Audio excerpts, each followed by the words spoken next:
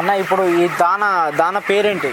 ఇది కృషి ఫీడ్. ఇది కృషి ఫీడ్. కృషి ఫీడ్. ఇది ఒక్క బస్తా ఎంత ఉంటుంది? 1890 రూపాయలు ఉంటుంది బస్తా. 1890 రూపాయలు. ఒక్క బస్తా ఎన్ని కోళ్ళకి సరిపోతుంది? ఒక బస్తా వచ్చేసి 280 కోళ్ళు 300 కోళ్ళు బొక్కుతుంది. 300 కోళ్ళు అంటే ఒక్క రోజుకి ఒక బస్తా.